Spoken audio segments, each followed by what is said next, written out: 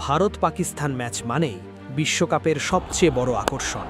কোটি কোটি দর্শক, থমথমে উত্তেজনা, ইতিহাসের পুনরাবৃত্তি।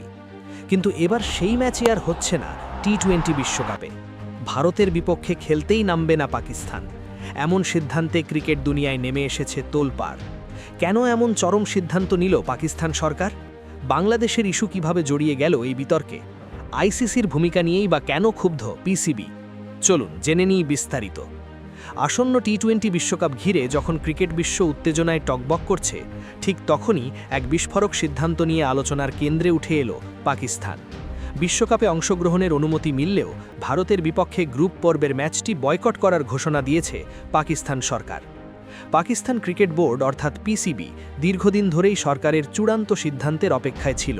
অবশেষে সরকার শাহিন আফ্রিদিদের বিশ্বকাপ খেলার অনুমতি দিয়েছে। কিন্তু সেই অনুমতির সঙ্গে জুড়ে দেওয়া হয়েছে এক বড় শর্ত: ভারতের বিপক্ষে ম্যাচে মাঠে নামবে না পাকিস্তান। রবিবার ১ ফেব্রুয়ারি এক আনুষ্ঠানিক বিবৃতিতে পাকিস্তান সরকার বিষয়টি নিশ্চিত করে। বিবৃতিতে বলা হয়, পাকিস্তান ক্রিকেট দলকে আইসিসি টি-20 বিশ্বকাপ ২০২৬-এ অংশগ্রহণের অনুমতি দেওয়া হয়েছে। তবে ১৫ ফেব্রুয়ারি ভারতের বিপক্ষে নির্ধারিত ম্যাচে পাকিস্তান দল অংশ নেবে না। এই সিদ্ধান্তের পেছনে মূল কারণ হিসেবে উঠে এসেছে বাংলাদেশের সঙ্গে জড়িত একটি বিতর্ক। সবকিছুর সূত্রপাত হয় মুস্তাফিজুর রহমানকে আইপিএল থেকে বাদ দেওয়ার ঘটনায়।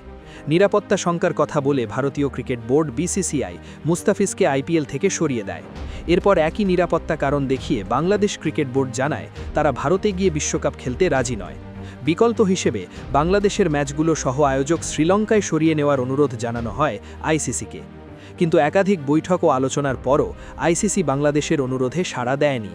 শেষ পর্যন্ত চরম এক সিদ্ধান্ত নেয় বিশ্ব ক্রিকেটের সর্বোচ্চ সংস্থা। বাংলাদেশকে বাদ দিয়ে স্কটল্যান্ডকে বিশ্বকাপে অন্তর্ভুক্ত করা হয়।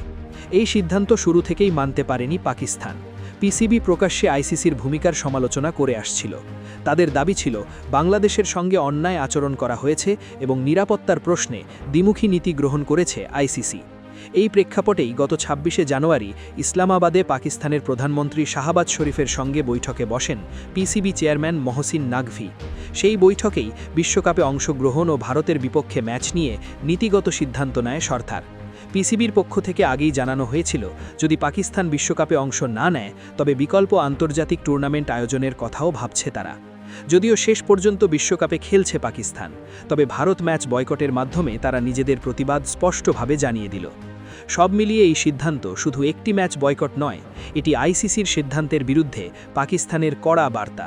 ভারত পাকিস্তান ম্যাচ ছাড়া বিশ্বকাপ কতটা আকর্ষণ হারাবে সেটাই এখন বড় প্রশ্ন। একদিকে ক্রিকেট, অন্যদিকে রাজনীতি ও নিরাপত্তা।